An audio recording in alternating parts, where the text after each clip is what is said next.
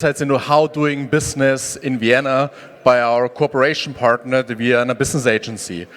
We got business learnings from Paulina, a stripper. We had insights in a new investment type, media for growth, and now we have heard the trends in cross-border investments. Before we start with the next topic on the agenda, the startup showcases with many presentations of startups, but also feedback from mentors, I want to draw your attention to the next workshop that takes part now around the corner. Build your mental wealth team with your own mastermind group. So if you're interested, you can scan your badge at the background and register for free for the workshop. Now I want to introduce Elena. She will be your host for the next hours for the startup showcases, and we will have a lot of different startups from various stages, various technologies, also various verticals, giving you insights in their business, pitching in front of you, and we have several mentors that give feedback, valuable feedback to the startups. So that's always one of my highlights because I'm very impressed by the ideas of the startup, the impact the startups have, but also the valuable feedback we get from the mentors. So that was it from my side. See you later. Elena, please come. Hello, everyone. It's a pleasure to host this startup showcase, and we will start right now from the startup that's called Pearl Semiconductor, and we are inviting them on stage. Amen. Yes, come here, please. Yes, round of applause. Here's the clicker for you. Here's the clicker. You get the microphone. Thank you. Please look at the screen, and your time is now. All right. Hello, everyone. My name is Ayman Ahmed. I'm the CEO of Pearl Semiconductor. Well, Pearl Semiconductor, we are a fabulous startup in deep tech, deep tech. And semiconductor, well, what is semiconductor? Well, we need to thank President Biden for showing this on the news. He held a silicon wafer, which is semiconductor, and said, this is infrastructure. A few months later, the same thing happened in the EU. Obviously, it's strategic in the US, in Europe, Korea, Taiwan, China. And they are investing hundreds of billions of dollars. But why? Why is it strategic? Because we are all living this digital transformation era. We want everything to be smart, everything to be connected, right? Smart cities, smart factories. Well, all of this data needs a lot of communication. All countries today are upgrading their infrastructure to go for 5G, and later on it's going to be 6G. A lot of cloud computing, storage, data centers are booming. Why? Because we want the smart cities, the smart factories, the self-driving cars, autonomous driving. All of this is very exciting. The real bottleneck here is hardware. It's not software, it's hardware. Not from a manufacturing point of view. It's also from a design point of view. And that's why we have a very strong growth of the semiconductor market for 5G. For example, compounded annual growth rate in the next 10 years is more than 25%. You can say the same thing about automotive. Same thing about data centers, 12%, 11%. So it's growing like mad. It's strategic. A lot of global competition. What is Europe doing about that? Well, if you have a piece, a valuable piece, then you may be a winner, right? Well, that's what Pearl Semiconductor is doing. We're doing semiconductor clocks, timing. Well, what's a clock and all this crazy stuff? It's very simple. It's at the heart of any electronic device. Believe it or not, the world consumes tens of billions of clocks per year. This is a TAM of $10 billion estimated in 2024. Why? Because your microwave has a clock, your cell phone has 4 clocks, your notebooks had 8, cars, planes, everything has a clock. Everything with data, right? It's a digital world now.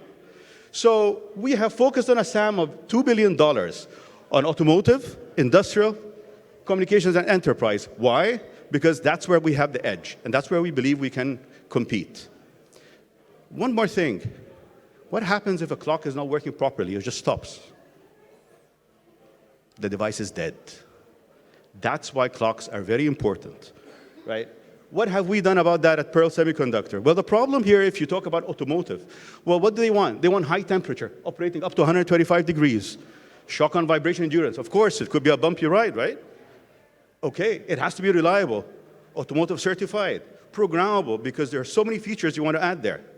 Short lead time. We all know and experience what happens since COVID-19 with, problem with delivering cars, right? So simple supply chain. This is exactly what we focused on at Pearl. We have our solution that we named a single die.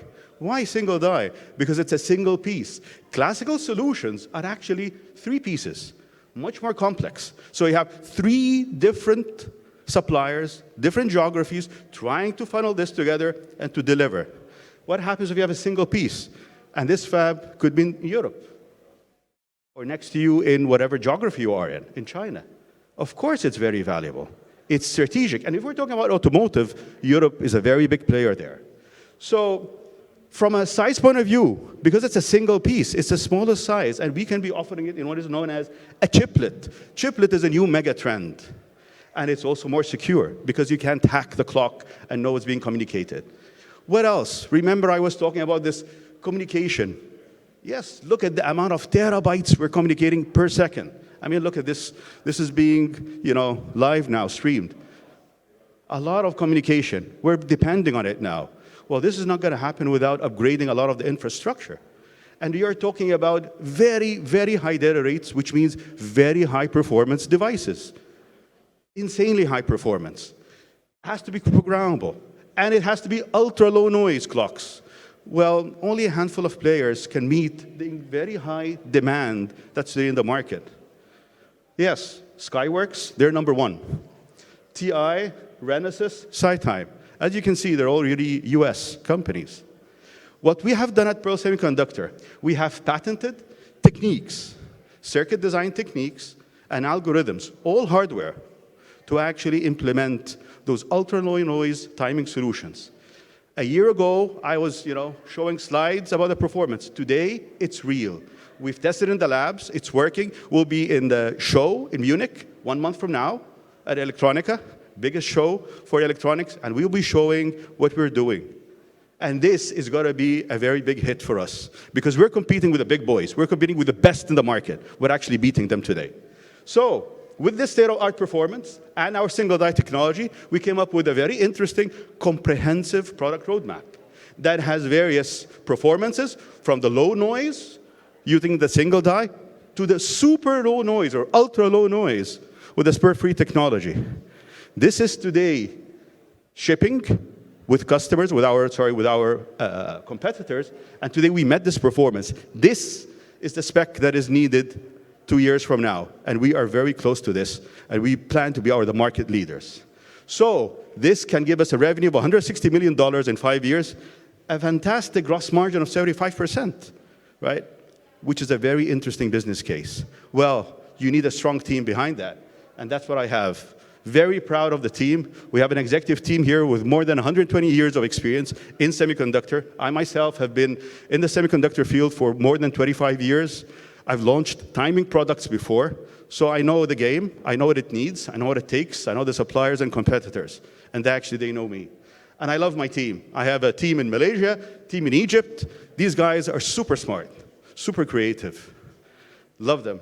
So ambitious, full of energy, determined to disrupt the timing market. And I tell them, it's not like we may, we will. I have full confidence in our technology and in the team. All right, this is all about Pearl Semiconductor. Yes, we're all about timing. Semiconductor. This is the future. This is where Europe should be. If you want to be competing, in the last meeting, you were talking about those fancy, what's happening in US, etc. Well, that's the opportunity here. Thank you very much. Thank you. I want to apologize before the audience and mentors, because it started a bit messy and I completely forgot to tell you that we have amazing mentors here with us. Before we continue to the Q&A, I want to present them. So Thomas Waldman from Verth Electronic, Startup and Venture Manager. Jasmina Popovska, Senior Business Creation Manager at EIT Manufacturing. And Martin Lee, Investment Associate at Presto Ventures. Oh my God. Everything is falling from my hands today. So yeah, thank you very much for a presentation, and let's proceed to the Q&A. Thank you very much for the really nice presentation. I have some questions regarding the competitors you mentioned and how they are doing things now. You mentioned you have a more simple solution. They have 3 components, if I got it right. So can you please explain, when it comes to what's there on the market, where is your uniqueness with few words only, simply? Okay. I'm not an engineer. Okay, so basically we have 2 technologies, the single die and the spur-free. For the single die, that's the single piece. Classically speaking, you use what is known as a quartz crystal and then a silicon, a chip. And then you have to put it in a package. That's why it's 3 pieces. For us, it's just a piece of silicon. It's as simple as that. And the innovative is actually in the design. And that's where we've done the patenting. All right. On the other hand, the spur-free, this is a very special building block to build a bigger timing solution. And this block, the classical techniques would just spoil the performance of the clock. What we are doing is that we're making it do the functionality required without adding noise. And this is patented. We have 27 patents. All of them are granted. Only 6 are pending. And our competitors do also have their patents, but we're very different. In terms of the value for the customer, Yes. what do you solve for them at the end? So for the single die, it's the high temperature, shock and vibration, and the fantastic supply chain simplicity, plus actually the size, smallest size. And with the small size and the chiplet form factor in the single die, this is security from hardware hacking. Thank you very much. My last question, so I leave some space. Do you have any interest so far by customers, and how far are you to the market? So basically, our go-to-market strategy is at the beginning private labeling. So we're talking to the tier 1 and tier 2 suppliers. And so far, we have a very big interest in both single die and spur-free technologies. Today, we have hardware that we can show and demo. And actually, the majority of the interest is coming from the Chinese, from the Far East, Chinese and Taiwanese. Thank you very much. Thank you.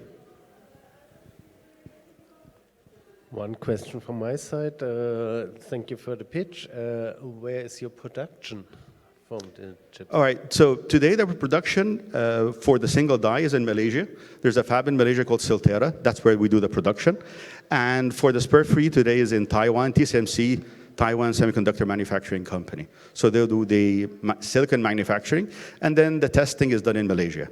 That's why we have an office in Malaysia to help in the supply chain management and actually interfacing with the suppliers and also customers in Far East. Thank you. Thank you. Unfortunately, we're running out of time. So maybe you can continue the discussion after the pitch. And we want, so thank you very much for the pitch. Thank you. Let's get a round of applause for Pearl Semiconductor. And the next startup is Scalable Global Solutions. Yes, we're inviting Marcus. The clicker and the microphone is for you. So just say hello. Yes. Just wanted to remind you that startups have 7 minutes for the pitch and 3 minutes for questions from the mentors. So Marcus, are you ready? I'm blind. You're blinded by the lights? Okay. Yeah. So let's start the clock and have a good pitch. Hello there. Thank you very much for the opportunity. Short introduction to myself. I'm excited to be here, but I'm more excited to talk about this. Can you hear me loud and clear? Great. My background is I worked in Cisco, Juniper, Microsoft, Xerox, and ATI. So over 25 years in the IT industry. 1998, on a summit in San Jose, John Chambers said, one day the internet will change how people work, live, play, and learn.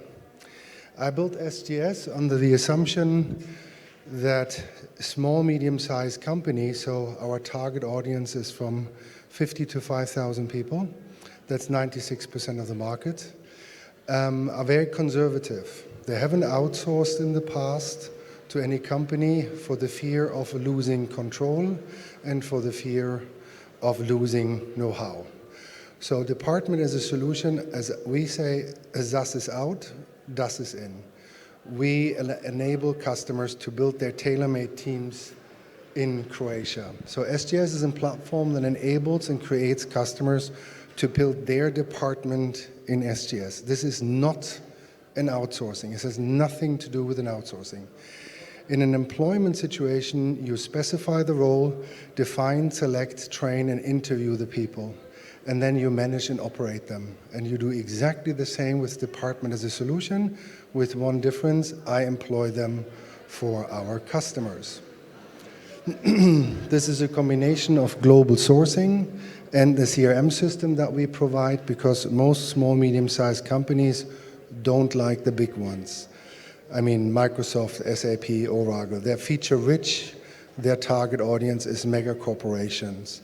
A small, medium-sized enterprise has never used these systems and will not use those systems because they cost millions in customization, millions in adaptations and license fees, have a high resistance within the organization against them, and they use 1% out of the 100% features but pay for the remaining 99%. So SGS One is a miniature light version of the big ones, allowing the customer to optimize their process and procedures, to increase efficiency, and we deliver the staff that they need with it. So we're based in Croatia. We're in the seed stage. We would like to have 2 million until the end of next year. In this quarter, we would like to have 500K.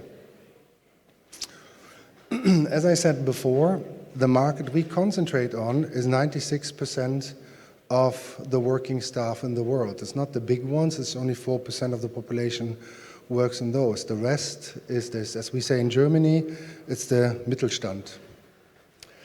They have three major problems. They're facing cost increase over the past years of scarce resources, lack of talent, and process optimization. In the past, they had a tendency to do everything in-house and themselves. We try to solve this. Department is a solution. We are industry agnostic, a complete solution. The benefits is we build offices and organizations for customers in usually within 2 months. It's legal and compliant. It's a cost reduction up to 50% of operational expenditure for the customer. Focus on business expansion and increase in efficiency. So what do we do is basically a one-stop shop. Transparent and automated hiring process through SGS One platform, taking care of the whole employment administration, benefits, pension, etc. Complete relocation services. So for an Austrian client who has decided to build his front, back-end solution architect team in our organization in Zagreb, we brought a person from Tehran, so we do the whole visa and integration process. We just hired a Japanese lady for operations and a Romanian lady for human resources. So at the moment we are 9 nations with 14 languages. So we do the whole global sourcing, but they'll all be placed in Croatia. Providing all necessary equipment to the client. So like this building, we provide the building and the dedicated offices. There is office control access for all employees, but the ones that are dedicated in an organization, they only have access to that office. And they're fully integrated. So we give the equipment, but the customer, like normal employees, provides username and password. They have mobile phone, email, telephone, and business cards from the customer. After we provided infrastructure and hired the people, they fly to the new hire training and will be completely trained by the client. And when they come back, I don't need a single person in SGS to manage those teams. Why would I? These are the departments of the customer, so he manages his departments like he does with any other department of employees.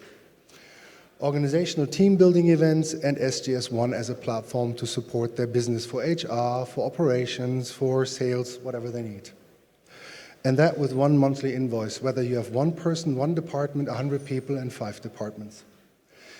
The system facilitates 8 core functions of an organization: IT, operations, sales, back office, marketing, finance, HR, and customer care.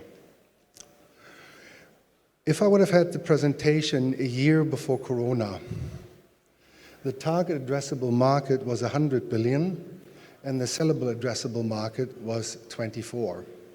3.5 years later, today, because of a coronavirus, even the last small, medium-sized enterprise has realized when their people can work 3 years from home, well, then they can work from Croatia. we're at 60% less cost.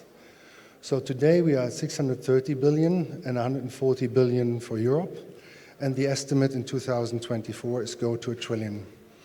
When I worked for Cisco, Juniper, and Microsoft, we called the 1980s and 90s a tornado market.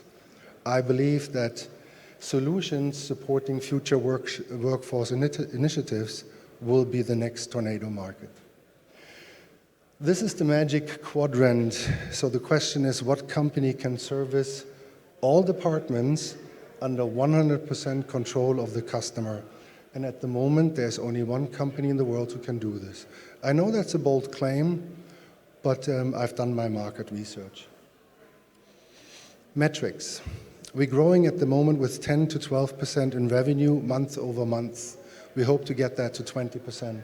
Last to this year, 369%. We have 7 investors who gave us 1.8 million. The largest, I have 2 lead investors. The largest investor did his 7th investment in 3.5 years, May this year. My second larger investor is a family office with $1 billion, who just made his 4th investment in 1 year in August this year. My third largest investor made an investment 2 weeks ago. He sent an email 2 days ago, he will make another investment. We already signed 7 clients. We will break even in the next 6 months. Not when I sign new customers, just ramping up the existing clients I already have.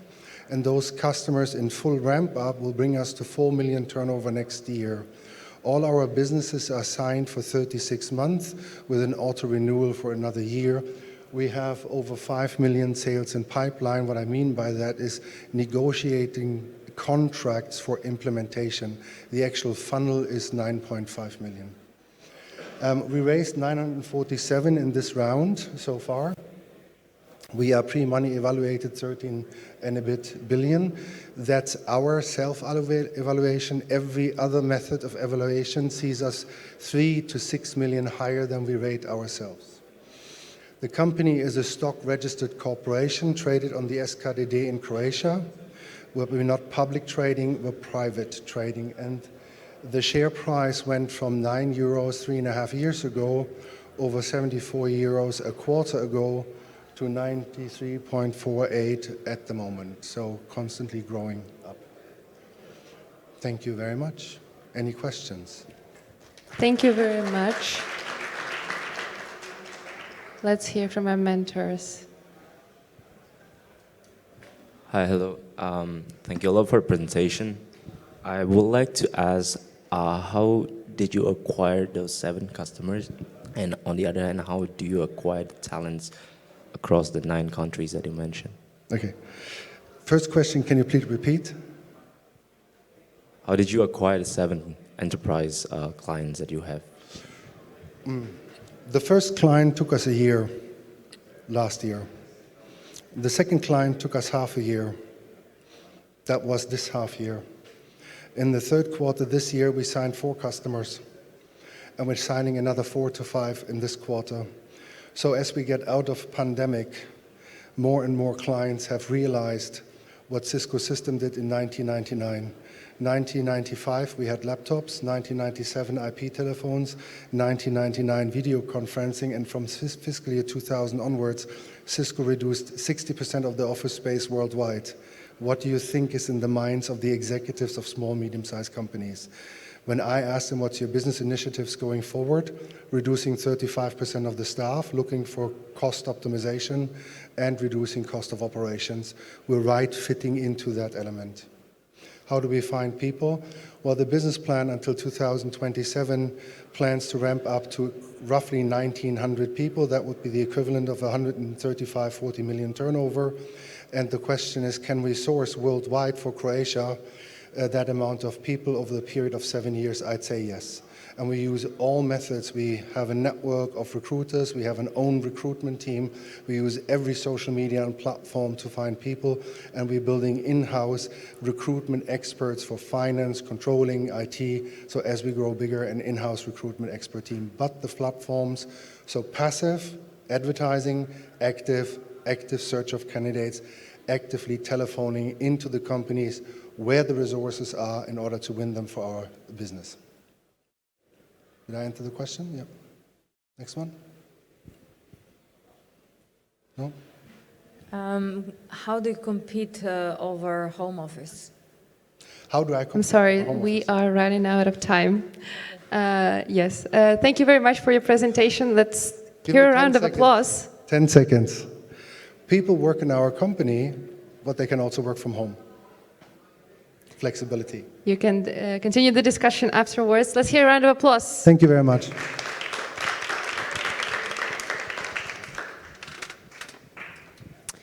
Okay, what's up next? We are inviting the startup Cupic. Applause, applause. Here's your microphone and clicker. And 7 minutes. I prepared for 3 minutes, so I think it's going to be a shorter We'll have presentation. more time for the questions. Yes. Hello, everyone. My name is Zoran. I'm CEO of Cupic, and we're building the first consumer blockchain network for B2C retail. Our goal is to achieve low transaction fees, better rewards, and faster consumer loans. The B2C retail market is the backbone of every economy around the world. But unfortunately, it's becoming really inflated, and the biggest benefiters here in this market are third parties, facilitators, platforms, and processors. We believe this can be changed through blockchain, and this economy can be recalibrated through blockchain. So B2C trade can be optimized through smart contracts, and we can still have third parties, contributors like banks and cards participate in the ecosystem. And having this in mind, our goal as a blockchain network is to optimize and process the transactions between the consumers and the retailers and optimize the transaction fees and convert most of them into rewards for the consumers. As I mentioned, we are already addressing the shopper needs with a unique e-wallet that enables consumers and shoppers to reach each other through blockchain. And unlike the existing e-wallets on the market, what we do different, that they are focusing on personal banking, what we do different, we focus on shopping enablement and rewards for the consumers. We are not just an e-wallet. We are building an ecosystem for B2C retail trade, and we are trying to optimize the trade through blockchain. And in the next stage, we are opening the platforms for the banks to participate and to enable payments through our network, but also we started building and developing the blockchain. As I mentioned, we do have competitors, but unlike our competitors that focus mainly on lowering transaction fees through blockchain, our goal is to make blockchain more accessible for consumers and to enable better rewards for the consumers. Our strategy is not to compete with the existing networks, but rather than to implement them into our ecosystem. And as I mentioned before, we are already on the market. We are working with retailers, and we're generating revenue, but the goal is to scale the network and to capitalize on higher network and on more transactions and more trade done through the network. As you can see, the European B2C retail market is one of the most mature and biggest B2C retail markets in the world. And that's on the maturity of consumers and consumption rate and how much consumers are spending. And the opportunity here, it's big because there are 700 million consumers and over 500 million retailers trading on daily level. But we are not excluding other markets as well. Our goal in the next 2 years is to connect over 1 million consumers and retailers and have 1 million transactions on a monthly basis. This is the team that is working behind Cupic. We've been working together for the past 3 years. We've managed to engage many renowned investors and to get them on board to advise this company and to guide us through this venture. As I mentioned, we have a good track record. We're already working with 1,500 retailers. We're onboarding our first shopping mall in Poland and looking to launch in Romania and Bulgaria pretty soon. And thank you so much. We are raising 1 million, and we are looking for bank partners to enable transactions through Cupic and to launch this venture. Thank you so much. Thank you very much. Thank you. So we have some time for the questions. Who wants to start?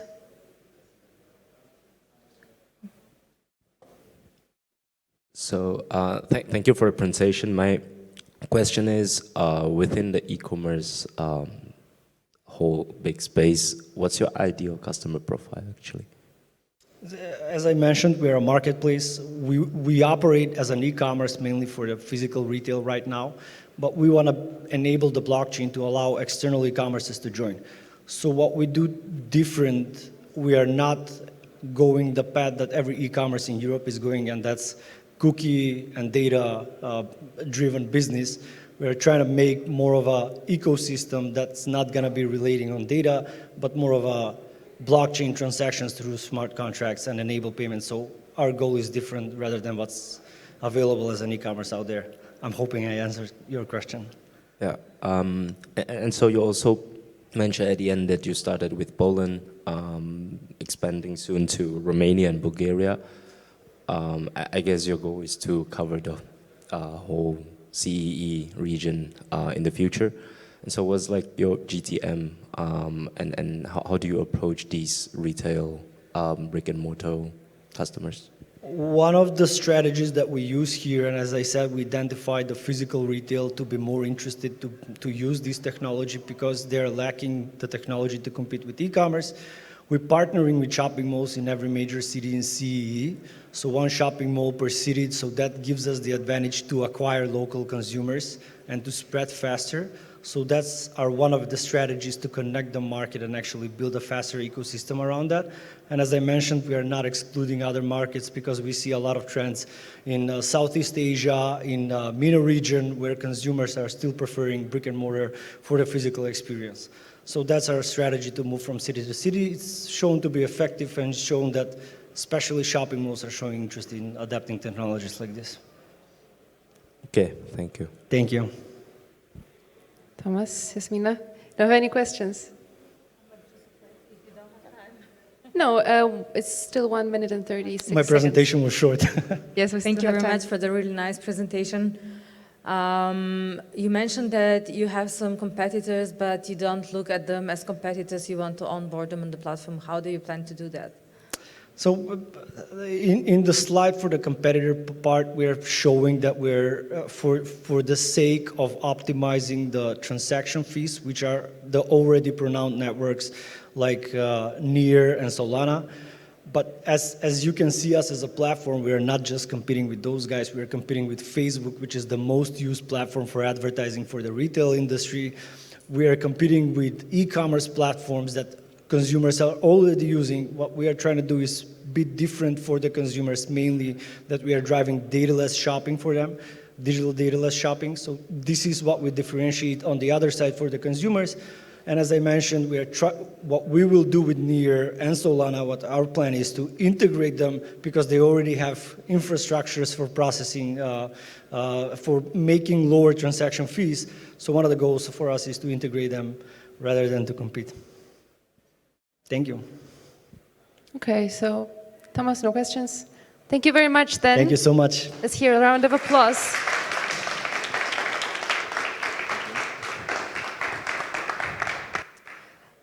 The next startup is called Guide AI.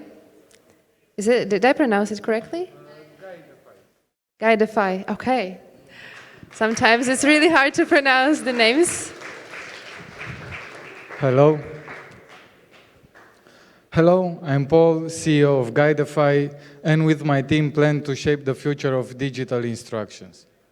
But first, let's start with the main problems. One of them being the fact that most people don't read instruction manuals. And this is bad, because not reading it may result in a poor understanding of the products, or even worse, to break them. You know, there's a good reason why every product has one. But the way they are delivering the information is so outdated that nobody invests their time in reading it anymore. Also, not to mention about the persons with certain disabilities. A blind person, for example, they can't even navigate through it. Well, I find that's a bad consumer experience and a lost opportunity for businesses. Because on the other side, brands find it difficult and expensive to engage customers after purchase.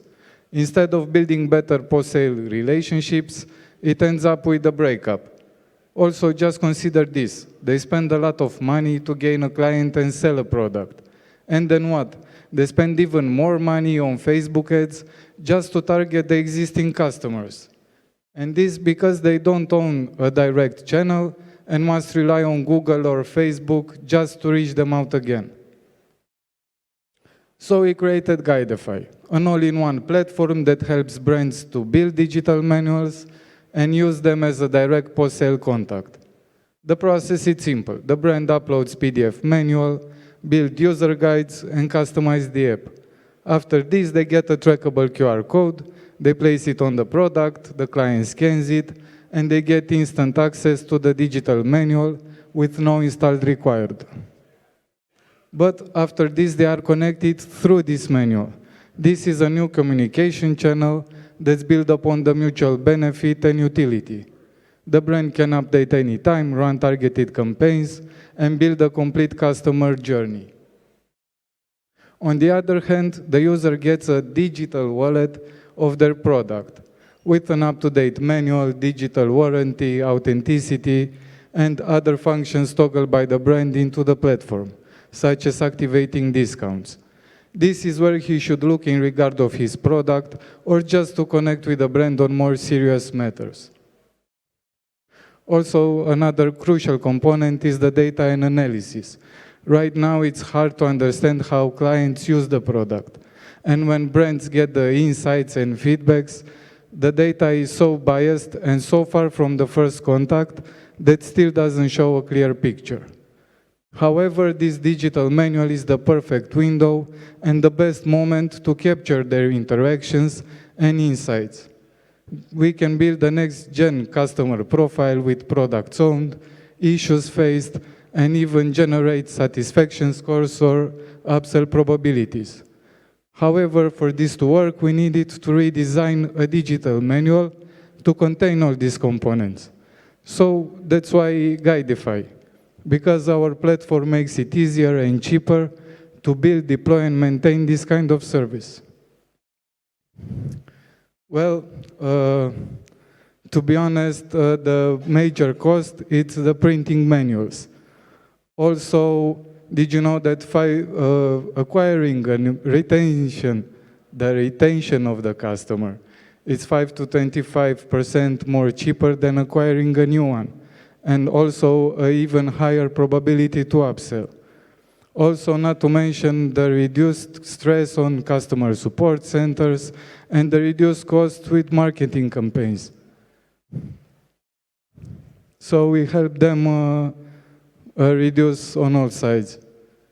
Traction-wise, we soft launched our platform like 3 months ago, but already managed to onboard some big clients such as BCR, the biggest bank in Romania, Pegas, the biggest bicycle manufacturer in our country, or Caminota, an eco-friendly building material. And also started some discussions with other major companies. They really get so excited when they hear our solution, so other major names will join us really soon. Being a SaaS, we charge a monthly fee based on the number of products. We start from $4.99, and each extra product costs $39. Also, as an extra revenue stream, we provide conversion service in-house for the brands with over 50 products. They come to us, gave us the manuals, we convert them and give access after. Our target market is actually customer experience management, which is valued around $10 billion. However, firstly, we focus on consumer goods, household appliances, electronics, and medical devices, which is valued around $4 billion. And fingers crossed that in 5 to 7 years, we will get 1% of this market share. But this is just the start. It can be businesses providing instructions to their employees. It can be public institutions guiding citizens, or frankly, any other product that's looking to provide a more personalized experience. We are not the only ones, but definitely few, and actually we are the only ones that work with the PDF documents and adopt a more serious route. And this because we are looking to build trust for our clients that the generated manuals are still legally compliant. Well, one may ask, why now? Because paper manuals in a digital age should change. And there's also EU legislation that actually supports this transition. Plus that consumers are becoming more selective about the brands they choose. In fact, 52% of the manufacturing executives believe that they can't compete on product quality alone, and 89% that they will do it mostly on the customer experience. Well, this shows me an interesting shift is happening. The best team in the world, we are all experienced in our domains, and we are truly ready to take this to the next level. Also, above that, we are great friends that shares the same vision. So, as a final thing, we are still at the startup level, but I'm sure we will be the ones that makes building and deploying digital instructions as easy as possible. We are also raising a 200K investment round to continue the development. So if you think you missed on Bitcoin or Airbnb, I'm sure we will be one of the next big things. And also, I would like to try something for the first time and to get each and everyone's feedback.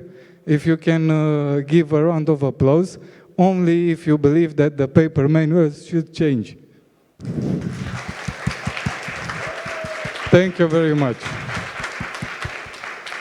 Thank you so much. Let's hear from our mentors. We have 2 minutes left, so.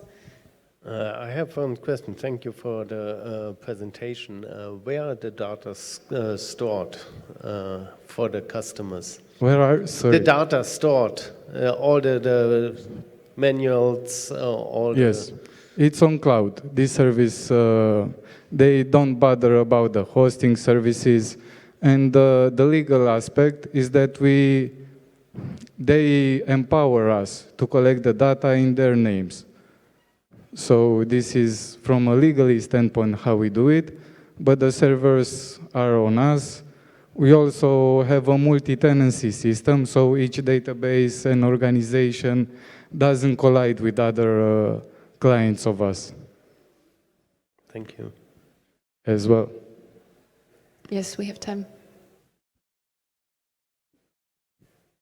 Thank you very much for the nice presentation.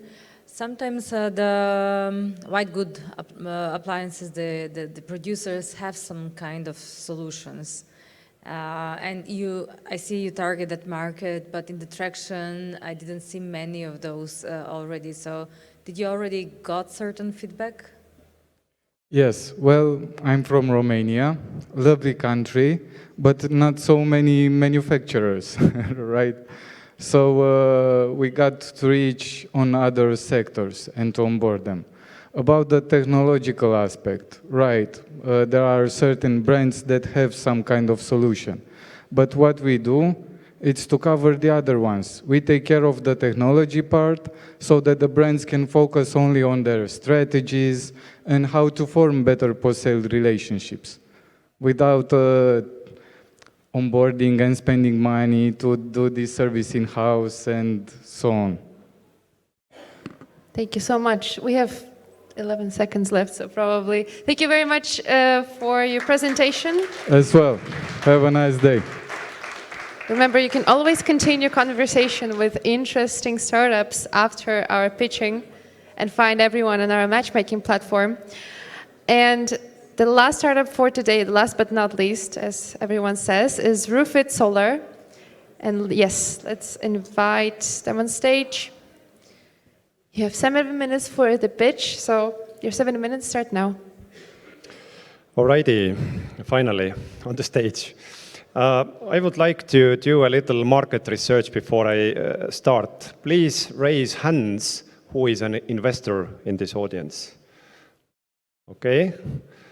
And startups? Okay. So I know a little bit how to adjust. But before I start, I kind of need to tell a story. Yesterday I came here. I checked into my hotel room and my phone was ringing. So I didn't know who it is, so I picked it up. And guess who it was? It was the European Commissioner for the Energy on the European level, European Commission level. Okay, she is also from Estonia, so maybe we know a little bit each other. But she told me that, you know, I'm going to see Bill Gates tomorrow. This breakthrough energy ventures. And I was checking the list of the briefing list and Roofit Solar is in there. So what I should tell to Bill Gates about Roofit Solar. And I basically told the same story, what I'm telling you. And I think we must be doing something which is meaningful. What we are claiming, that we are building a cooler planet. And it's a bold statement actually, but what it means is actually simple. I wanted to install solar panels in 2017. I was investigating the market.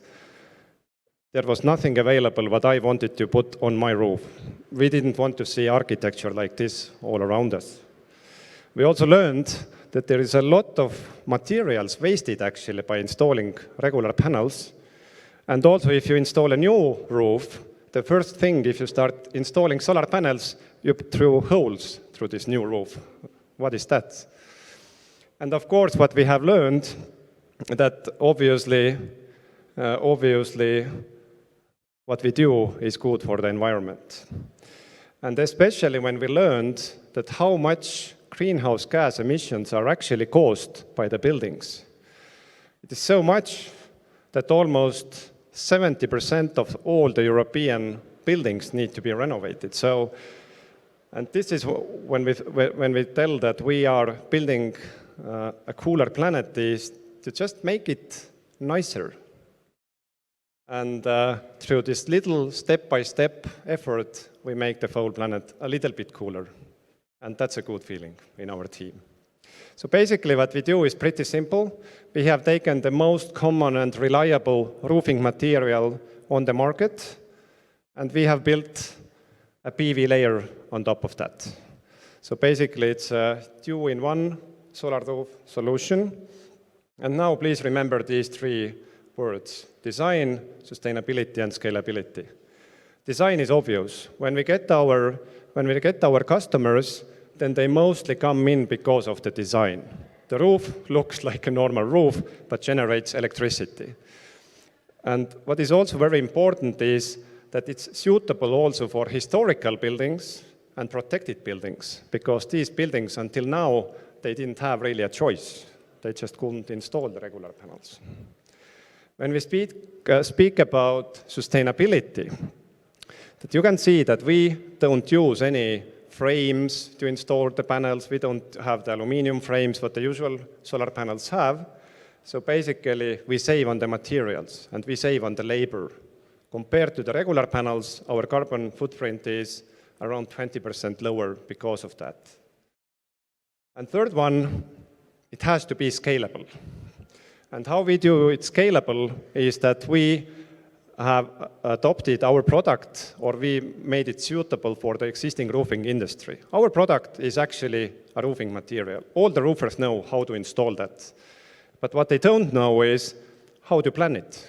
And that's why I will say the other product and the most important tool what we have built in-house is a roof planning software. I would say more money has gone into that piece than into our real production at this point of time. Where we are at the moment, our roofs can be found in 15 countries. We are most active in Sweden, Germany, and Estonia, but distributors we have in 10 plus countries already. The company is not the youngest startup anymore. We were started in 2016. The first roofs were installed 2017. The daughter of the Estonian president bought our roof in 2021. and last year we got our biggest investor. We closed our round A, and it was Paiva RE Energy Ventures from Germany. But here you can see also a picture of our production facility, which is too small for us already for a long time. 300 roofs installed in 15 countries, quite unique hardware and software combo. This year we are aiming around 4 million euros revenue. And as you can see, we have quite a cool set of investors already on board. Paiva as the lead, people from the early Skype days, Wise, all the Estonian well-known unicorn startup founders have invested into our company as well. And I would say 30% of our investors actually have also our roof. We are currently closing our Series B, so we are probably a little bit more advanced than most of the startups here. At this point of time, we have term sheet for covering all that amount, and we try to close by end of the year, but still there is room. If somebody really thinks it's something which is so cool that I immediately need to come and invest, then there is still possibility to speak, but it's in that time fully committed. And so is our team. Our team is really, when we spoke about why we are doing what we do, it's about the purpose. And the purpose is for a cooler planet. And this is what we do. Thank you. Thank you so much. Ideally on time. Let's hear from our mentors. Will be the first. I'm impressed. So really great results and a great presentation. In terms of the solution, you mentioned that you generate revenues from two streams. One is the selling of the roofs, and the other one is the software solution. So how does it look like in terms of participation in the numbers that you showed? This exactly I didn't tell, because at the moment our revenue stream is still from the roof sales, mostly. Only. The software tool is there actually to help us to get to the market. But what we have learned is actually that this type of software is missing. There are other companies like us, or companies who would like to do something like we do, plus the roofing companies, and they don't have tools actually. That's why we see that there is a demand for our own software as well, which might be a revenue source in the future, but not at the moment. Okay, and any data collection do you do from the roofs, or they're not that smart? Yes, we monitor our roofs. We understand what is the pattern or behavior of the customers and how the roofs operate. Thank you very much. I would just recommend that I connect you with two organizations that are working with EIT on energy topic and Habitat for Humanities, which is quite very interested in the topic. So very good. Thank you very much. Looking forward. Thanks. So I'm also impressed, and congratulations on the results so far. Just out of curiosity, because you mentioned that thanks to the way how you do it, you have managed to unlock, compared to the competitors, the historical and the protected buildings. And just like how many % of the projects that you have made are from those, like for me, untouched market? Now I actually can understand why some of the presenters are asking to repeat the question, because the echo is quite bad, but I roughly understood your question. So basically, this market, these historical buildings, at this point of time really is something which people have not thought about. Only these companies or the building owners, they see that they have a problem coming up, because from 2028, all the buildings, is it historical building or new building or renovated building, needs to have solar on top of that. This is the European regulation, and they are looking for solutions. And we have now this reference, what I showed, we have the National Library, we have churches coming up. So basically, this is exactly, which is a new market just at the moment you start to exist. Okay, thank you and good luck. Thank you very much. Exactly on time. Let's give a round of applause. This was... Yoo-hoo, thank you. Thank you. This was our last presenter for this slot. The startup showcases will be back in exactly 1 hour. And in the meantime, let's have a quick break and then we'll be back. Thank you.